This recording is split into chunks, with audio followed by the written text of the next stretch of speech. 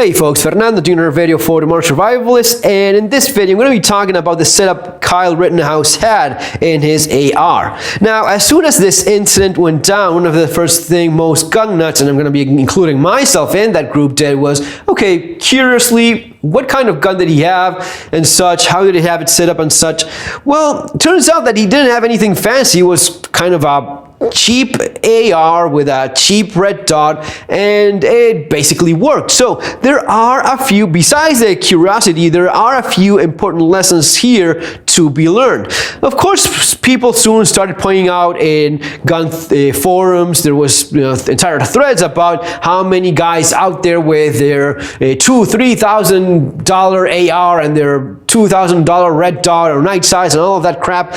Well, none of those guys had the disposition so as to handle a situation like this kid did, and that is perfectly accurate. So what did he have, and what worked for him, and why did it work for him? First of all, it's not about this. First of all, it's not about gear. It's about this, and I'm tapping on the side of my head with my finger. It's about your mental disposition. You know, when we talk so much, and those are my books, by the way, if you're interested in getting more of this mindset, this is basically stuff I've been focusing a lot for, my entire, in my books and such.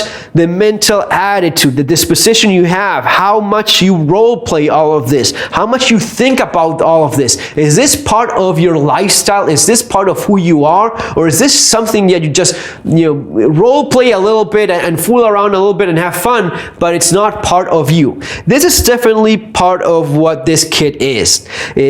Kyle definitely had some firearms training. I can tell you that right away. Someone trained that kid so as to run the gun the way he did. At the same time, I will tell you, yes, he did learn that from the cadet police thing that he was doing, and it wasn't all that much of a, I don't think he was like going every year to any fancy gun training facility. I think it was more about making the most of the limited training that he had. I don't think he had a huge amount of training and he spent thousands of rounds in training. I think it was just the amount of training that he had, he listened to it very well and he applied it very well and he took it all very seriously. This is more of a holistic approach to survival and preparedness, encompassing every aspect, including, for example, his profession, lifeguard, a cadet for the police as a kid, asking for donations for police. This is more about an entire way, and that is what allowed him to remain cool when most other people that have had a lot more training than he probably ever did, had much better guns, they would have started, and maybe even much better shooters than Kyle, they would have shot a couple more guys that were legitimate a threat in that situation. He remained very cool because of his mindset. So I want to insist on how critical that is. Now, having said that, gun was a DPMS AR, some of the cheapest AR you can have. Some guys were saying it was a Smith & Wesson MP Sport. Could be. I think it was a DPMS. Doesn't matter. Either way, it was not a fancy AR. Here, in my case, I have a Colt M4, very nice firearm, but you don't have to get the fanciest, latest Gazelle or whatever AR. You can just do it with a gun that simply works. And I'm talking about ARs, I'm talking even about a shotgun. The gun would have work the same way even if it was a cheaper semi-automatic shotgun. This is where it kind of gets a little bit more into the details, but I've always been, and you know this from my channel if you've been following for a time, I'm more of a fan of semi-automatic shotguns, and in this case, in Kyle's case, it proved to make a big difference. I don't think he would have been able to run it nearly as well from the floor, back to the street on the floor while people were attacking him, work that pump. I don't know it would have been nearly as effective. Semi-automatic would have been better. Also notice how many rounds were fired. Not that many. A semi-automatic shotgun would have worked out as well. If you get yourself a Smith & Wesson M&P AR, that's a fantastic gun as well. As long as you know how to use it, as long as you have the right mindset, and as long as you practice with that gun enough so as to know you can trust it. This is key. So you can get yourself your M&P, you can have a Colt or whatever AR, just run it until you know you can trust it and you know how to use it. There's a point there where Kyle seems to run failure to load, drill, maybe not. In any case, he knew how to use his gun. That was important.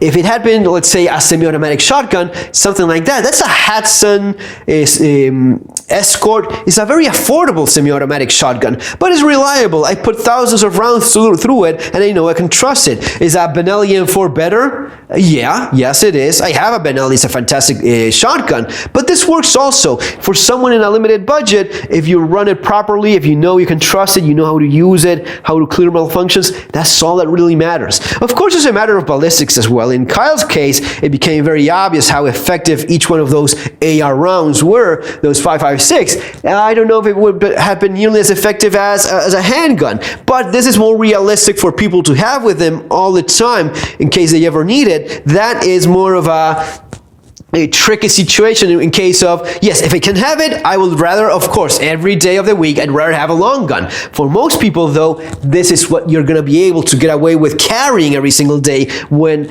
problems are likely to happen and in an unexpected way. In Kyle's case, he was doing something that he knew could be dangerous, so he basically prepare himself a little bit for that. He had an AR with just one magazine, nothing more than that. Very basic. He said it himself. He was just there to help out people, but wanted something just in case he was attacked, which in fact he was. So he was absolutely right in having those precautions. But the kind of gun doesn't have to be fancy or expensive, just something that works and you know how to run it and you have the right mindset. Now, besides that, people mentioned the red dot sight. He had a sight mark, whatever. I don't know, somewhat of a cheap red dot. Keep in mind, Kyle didn't even use his sights. He just pointed the gun because this was extreme close distance self-defense. Last resort, someone physically on top of you almost trying to kill you. So he didn't even use his sights. He didn't even use his red dot, but he had one. Did it work? Well, we could argue that maybe it didn't even work because he didn't even use it. You know what? Have a red dot. That would be my advice. I'm sure that's what Kyle wanted himself in his gun. That's why he had one. And I bet that if he had the budget for it, maybe he would have bought something of a better one. In my case, this is an aim point. Now, is your fancy aim point better than this aim point is worth more than Kyle's entire setup. Now, look at how well it worked for him. Did it make that much of a big difference? And what should you buy? Should you get yourself an aim point, or should you get yourself a cheap red dot? You know what? That red dot right there, that's a $25 Amazon red dot. I'll leave the links for all of this, by the way, below in case you want to put this put together a setup. I'll even link to the actual red dot that Kyle had, a red sight mark something. I don't know. I'll leave the link for the actual one, the brand that he was using. But in any case, have something that works. That red dot, I put thousands of 12 gauge shells through the gun with that red dot on top, and it's still working. Yes, I did glue the crap out of it because one of the common failures was that the glass would detach. So I just glued it into place just to reassure that it wouldn't fall off. And sure enough, it's been working all along, and it's kept at zero quite well. That would have worked in Kyle's situation. Kyle didn't have to fire back from attackers further away. He was fortunate. The guys taking shots at him didn't know how to shoot worth a damn. Like some of these commies can't shoot anything, but you never know. Some of these animals may in fact know how to shoot. If he had been engaged from further distances, half a block away from someone that was accurately placing those shots, he would have needed to use his red dot at night so as to put those rounds where it mattered, so as to defend himself from an attacker. In those cases, as we've talked so many times, a red dot would have been invaluable. A red dot would have been invaluable if he had to put those rounds against people shooting at him, right? And you know what? Red dots work. They work at night very well. That's the advantage that they have. Yeah, so keep that in mind as well. Are you going to be buying the fancy aim point? You know, my philosophy is this. Yes, is this worth it?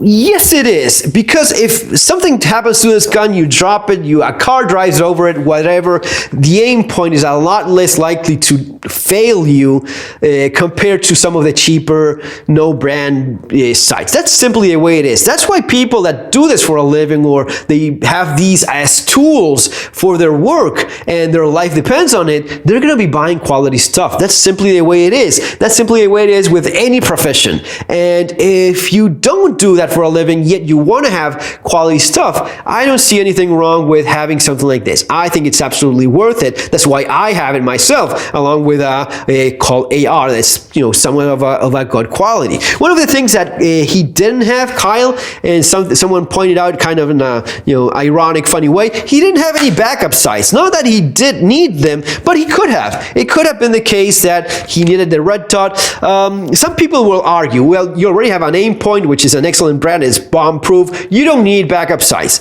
Man, I think that for the weight, for the money, just take your time and get these. And if you're just so unlucky that this dies on you, at least you have something to keep on accurately shooting. I think that makes sense. One of the things that he didn't have, and I think is absolutely worth it, and I'm pretty sure that if he had the option, he would have added a flashlight. A flashlight is something you want to have in that kind of scenario. It just allows you to use it and identify people around you, find your way. It is true that in this type of urban warfare setting, you have lots of ambient light around you, but if you happen to be very unlucky, blackout, and you need to find yourself around a place at dark in that kind of madness, you will want to have a light. Most people that know what they're talking, in their basic rifle setup, they will have a flashlight for all the right reasons. It just makes a ton of sense. Other than that, well, I have a forward grip here. Kyle didn't make any difference. He just ran his gun just as well. And remember, all of this is just one incident, it's something that we can learn from, but it doesn't mean that is the end-all solution for everything. You just have to use these little details, how they worked out from each individual case, so as to form an opinion as of what makes sense to have and what not. Now, one of the things that definitely makes sense to have and played a crucial role here was his sling. A lot of guys out there with their rifles that don't even have a sling. That is just stupid. And if you've been in my channel, I didn't just run and get this sling right now for this video. I've had this all along in my rifle, in my shotgun. These are things you want to have. And why is that? Well, a sling is about transport, and this goes more along for hunting. Hunters will think of the sling as transportation, and that's very accurate. I mentioned also myself many times how this works like a holster for your gun. This allows you to have your hands free when you need them and do whatever that needs to be done, transport your gun more comfortably. But even more important, in a tactical role, this is about retention, which played a crucial role in Kyle's case. He had a single point sling, which is somewhat out of fashion these days. Again, lesson important here to learn, just didn't matter. He just had one and knew how to use it. Made all the difference in the world. This is a 2-point sling. You can have a 3-point sling, have some sling of some sort, know how to use it. That made the difference for him because that allowed him to retain his, well, when the first attacker tried to take the gun away from him, the sling allowed him to keep the gun. Then when he fell, the sling allowed him to retain his weapon as well. He wouldn't be alive today if he didn't have that sling in that gun. So that's why the sling, in terms of retention, is crucial. Whatever long gun you have, get a sling for it, know how to use it. This is the kind of thing that in a class you will be taught. My case, the cheapest sling in the planet. There's nothing cheaper than this. What I did is I sewed these in place because I don't want this going anywhere. I want this to stay just the way it is. It's not fancy, it's not pretty, it's not tactical, Gucci, whatever, but it is a sling that works. It's super lightweight. I like that. And I don't have anything that's rattling too much. I have this that does rattle a little bit, yeah, but the reason I have this is because in spite of wanting this to go nowhere, I want to still have the option of, if I'm getting strangled with a sling, I'm caught somewhere, and I want to take this out, I have that point so as to, a single detachment point, which is pretty sturdy. It's not going to be going anywhere unless I actually press there, but just basic survival philosophy in general is sometimes things get caught in dangerous parts of the body, especially your neck, and you want to release that. So this makes sense. You could have a knife so as to cut it, but it just makes sense to have something like that in place. And maybe a little bit of rubber tape somewhere will reduce this noise signature that it has, but just makes at least sense for me. Folks, I hope you enjoyed this video and like my take on all of this. Remember, there's my books available in Amazon: Street Survival Skills, Surviving the Economic Collapse, which will help you get this mindset that we've been talking about here in this video. Subscribe to the channel, share with people that you think may appreciate it, hit the notification bell button. See you on our next video. Have an awesome day.